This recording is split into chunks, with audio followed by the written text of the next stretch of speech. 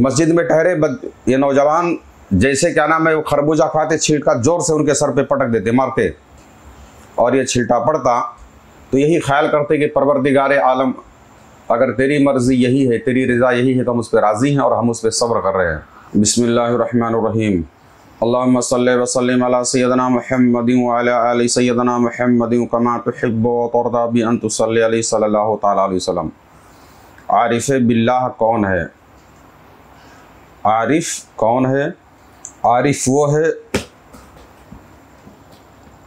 जो एक लम्हे के लिए भी गाफिल ना हो, हर वक्त वो क्या नाम है उसी के याद में मसरूफ़ रहे।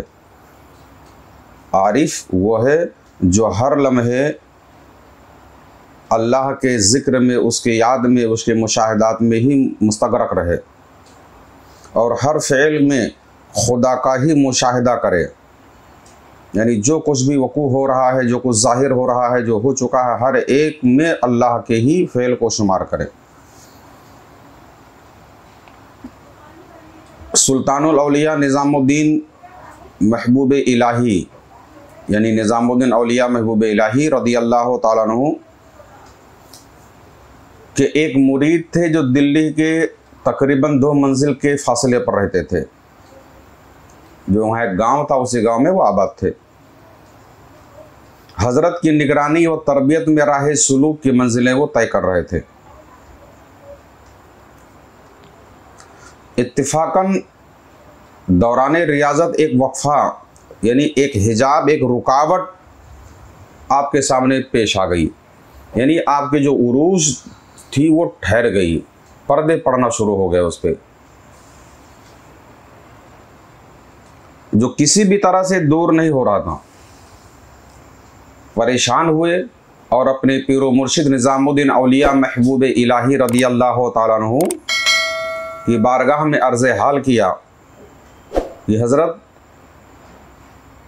में तमाम आदाब व शराइत के बावजूद भी हमारे उरूज में ये रुकावट बन चुकी है, जो उरूज नहीं हो रहा है, हमारी राहें नहीं खुल रही हैं, एक पर्दा पड़ चुका है।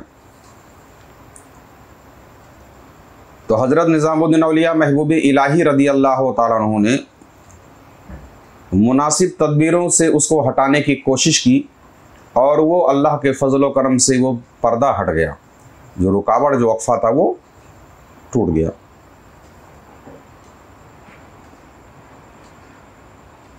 और ये फिर अपने घर को वापस चले गए।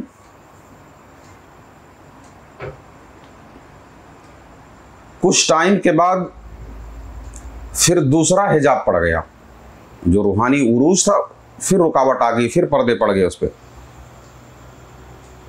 अब और परेशान हुए, परेशान होकर के महबूब इलाही रज़ी अल्लाह ताला अन्हु की बारगाह में हाजिर हुए और फिर अर्ज़ हाल किया कि हज़रत, इसके पहले की रुकावट दूर हुई आपके फजल व करम से, आपके सामने ही। कुछ टाइम के बाद फिर दूसरा हिजाब पड़ गया है, रुकावट बन चुकी है,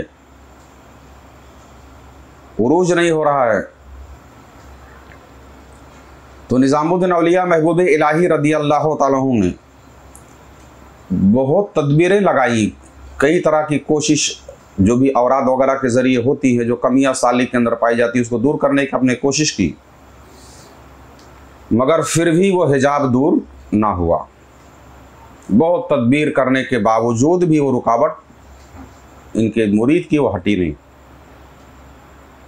तो हज़रत निज़ामुद्दीन औलिया महबूब इलाही रज़ी अल्लाह ताला अन्हु ने नसीहत, सब्र की नसीहत फरमाई कि बेटा अब सब्र करो। क्या करो? सब्र करो।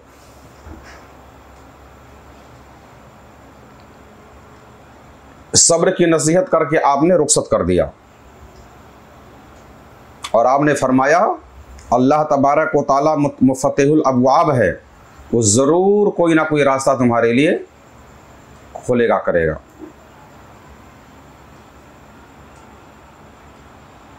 वो मायूस होकर के घर लौट रहे थे तो रास्ते की एक मस्जिद में आपने, जब शाम हुई तो क़याम किया, आपने रात में ठहरे वहाँ पे। उसी मस्जिद के छत पर कुछ नौजवान बैठ करके खरबूजा खा रहे थे।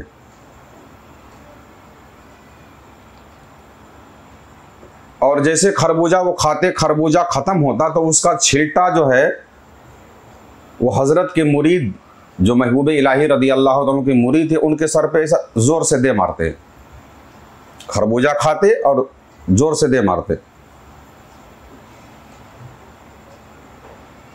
चूँकि हज़रत ने तालीम फरमाई थी कि सब्र करना, हर फ़ेल के अंदर अल्लाह को ही तलाश करना, कि अल्लाह के मर्ज़ी के बगैर हर काम में अल्लाह को ही तलाश करना, हर काम के अंदर अल्लाह की मर्ज़ी को ही ढूंढना, कि अल्लाह के हुक्म के बगैर ये नहीं हो सकता है। और जो कुछ भी हो रहा है उस पर फिर सब्र करना, ये जानना कि अल्लाह की मर्ज़ी के बगैर कुछ भी नहीं होता। जो कि हज़रत ने सब्र की तलकीन फरमाई थी। मस्जिद में ठहरे ये नौजवान जैसे क्या नाम है वो खरबूजा खाते, छिलका जोर से उनके सर पे पटक देते, मारते, और ये छिलटा पड़ता तो यही ख्याल करते कि परवरदिगार आलम, अगर तेरी मर्ज़ी यही है, तेरी रज़ा यही है तो हम उस पर राज़ी हैं और हम उस पर सब्र कर रहे हैं। एकदम दिल से उस पर सब्र करते। जैसे आपके अंदर ये कैफियत गुजरी, फ़ौरन एक पर्दा आपका हट गया, फ़ौरन एक पर्दा हटा। जैसे जैसे वो नौजवान खरबूजा खाते, उनके सर पे छिलका फेंकते, तो जितने भी पर्दे थे एक के बाद दिगरे, एक एक छिल के ऊपर वो हटना शुरू हो गए। यानी जैसे जैसे वो खरबूजे का छिलका पड़ता वैसे ही उनके पर्दे हटते। हर छिलका पड़ता उसी में आप अल्लाह तबारक व तआला की मर्ज़ी को तलाश करते। या अल्लाह, इस फेल में भी तेरी ही मर्ज़ी है, ये तेरी मर्ज़ी के बगैर कुछ नहीं हो रहा है। अगर तू यही चाह रहा है तो हम उस पर राज़ी हैं, हम उससे राज़ी हैं, हम क्यों नाराज़ होते इन नौजवानों पर। तो इसकी बरकत से, इसी सब्र और अल्लाह तबारक व तआला को इस फेल के अंदर उन्होंने मुआयना किया, देखा, मुशाहिदा किया, तो फ़ौरन जो पर्दे इनके ऊपर पड़े हुए थे एक के बाद दिगरे उठना शुरू हो गए। यहाँ तक कि फिर उससे भी और आगे उरूज अल्लाह तबारक व तआला ने इनको अता फरमाई। यानी आप यूँ समझ लें कि जैसे जैसे छिलका पड़ता उस फेल के अंदर ये अल्लाह तबारक व तआला, जैसे कि मैंने शुरू में कहा कि हर फेल में अल्लाह तबारक व तआला में, हर फेल में खुदा का मुशाहिदा करें, है ना, कि अल्लाह की इस तरीके से करना है। यानी जो कुछ भी हो रहा है ये अल्लाह के मर्ज़ी के ख़िलाफ़ नहीं हो रहा, इसमें भी अल्लाह ही की मर्ज़ी है।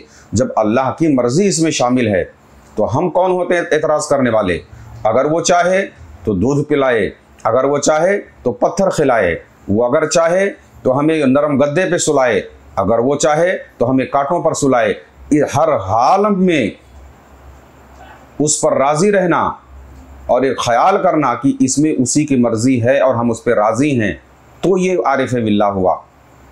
आरिफ वही है जो हर फेल के अंदर खुदा को ख्याल करे। अब इनके ऊपर जो जो छिलते पड़ते गए, इनके तमाम पर्दे हटते गए।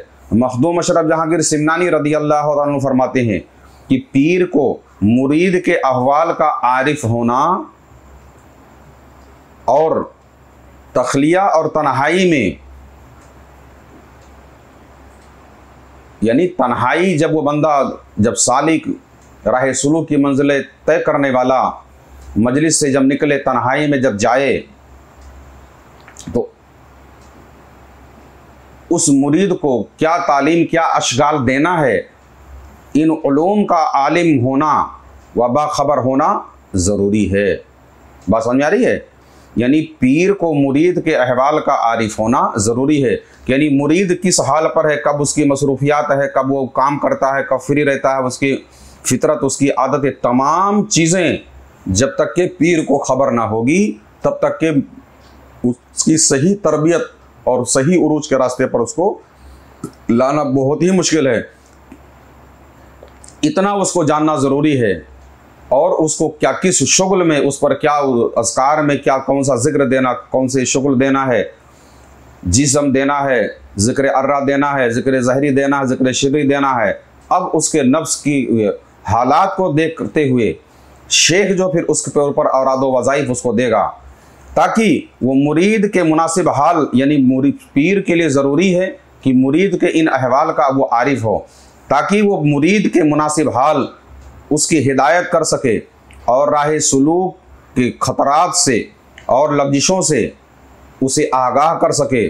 और अगर ये बातें इस शेख के अंदर नहीं है तो ऐसे पीर की पैरवी करना और उसके सिलसिले के टोपी पहनने का कोई फ़ायदा नहीं है।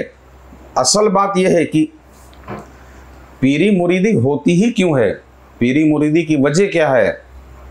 असलन अगर हकीकत आप देखें तो तरीक़त खुद एक बहुत बड़ा इल्म है, बहुत बारीक इल्म का नाम तरीक़त है, इल्म तरीक़त है।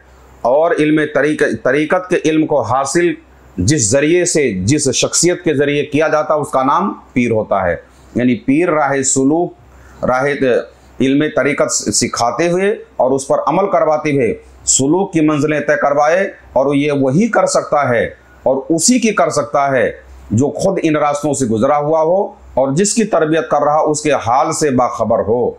इसके सिवा जो कुछ भी है, इसके सिवा जो कुछ भी है वो तरीक़त नहीं है और ना ही वो राह सुलूक है। याद कर लें और कान खोलकर सुने कि पीरी मुरीदी का मकसद ये है ताकि आप राह सुलूक की मंजिलें तय कर सको और कुर्ब की मंजिलें हासिल कर सको। अल्लाह तबारक व तआला की बारगाह में दुआ है कि परवरदिगार आलम हम सब पर वारिद होने वाले तमाम तरह के हिजाबात व पर्दों को अपने हबीब के तौफील दूर फरमाए और वो असबाब को भी हमारे अंदर पहनाने दे जिससे ये पर्दे पड़ते हैं। आमीन सुम्मा आमीन बिरहमती का या अरहमर राहिमीन। अगर आप भी कुछ रूहानी खिदमत करना चाहते हैं तो इस चैनल को सब्सक्राइब करें और इसका लिंक भी शेयर करें।